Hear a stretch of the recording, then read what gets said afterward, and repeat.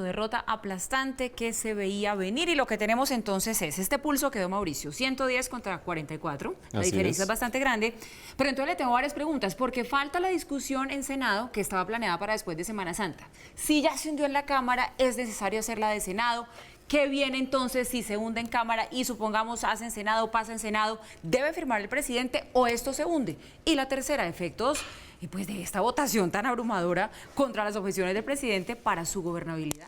Paula, si me permite, arranco por la tercera, que es la más fácil, aunque ustedes no lo crean. Y es la más fácil porque no entra en los vericuetos jurídicos donde usted tiene tantas versiones como abogados analicen el asunto, ¿no? Sí. Como suele suceder en los vericuetos jurídicos. Empecemos por el balance político.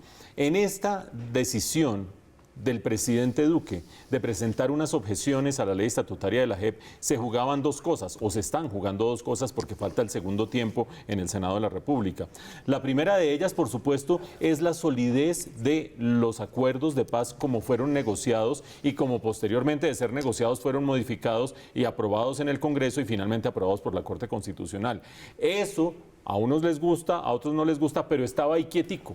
Y ahí quietico decidió el presidente Duque decir, no me gusta ahí quietico, le quiero cambiar estas 6 cosas y además convocar un acto legislativo, cosa que no está en juego en este momento. Pero sí le quiero cambiar estas 6 cosas. Entonces, una derrota en la Cámara de Representantes de manera tan aplastante por el momento quiere decir, se queda ahí quietica la Jurisdicción Especial para la Paz como está diseñada y deja más o menos el alcance de los acuerdos, las gabelas, quiénes sí se benefician, quiénes no, cómo se juega en el caso de la extradición, etcétera, etcétera, más o menos como venía jugándose.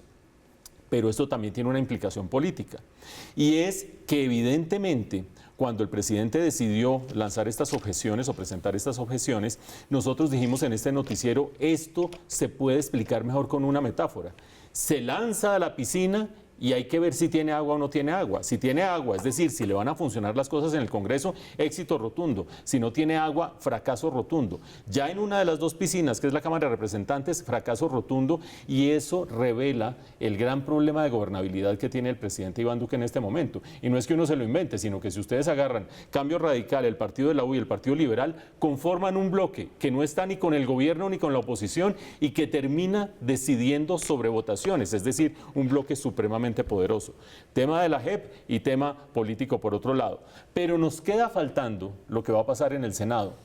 Acuérdense ustedes, la cuenta de la gente decía, en la Cámara 108 personas, 108 congresistas, representantes van a votar en contra y terminaron siendo 110, es decir, fue más de lo que se estaba pensando en las cuentas. Ahora la gente cuando cuenta aquí y allá, y antes de que Giovanni nos eche un chisme buenísimo que tiene a continuación para decir que todo lo que yo digo en este momento se va a caer, dice que hay 62 votos en el Senado en contra de las objeciones del presidente y también terminaría derrotado. ¿Qué querría decir que terminara derrotado en ambas cámaras? Que las objeciones se mueren, que la JEP se queda como está, que hay derrota política.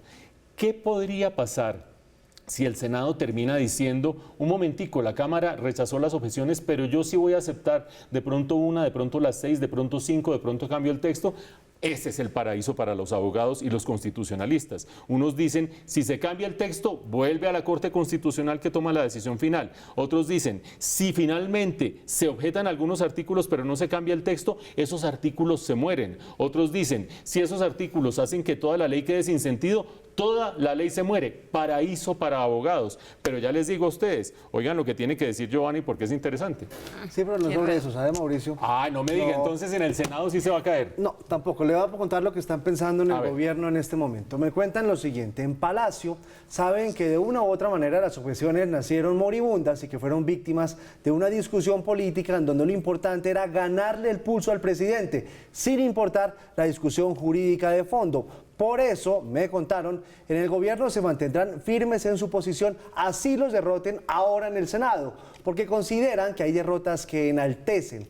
El gobierno la luchó honradamente e hizo lo que pudo. El presidente siente que hizo lo correcto, cumplió con sus convicciones y su palabra y permitió que el debate se adelantara sin mermelada. Ahora le toca a la JEP saber leer la segura derrota de las objeciones, no como un cheque en blanco, sino como un compromiso para analizar, corregir los errores del pasado y ganar la confianza de los colombianos, que está bien delicada y en deuda. O sea, Paula, que Giovanni está más o menos de acuerdo con las cuentas que hacen los expertos expertos de que en el Senado también se No unen las va a pasar, objeciones no va a y pasar.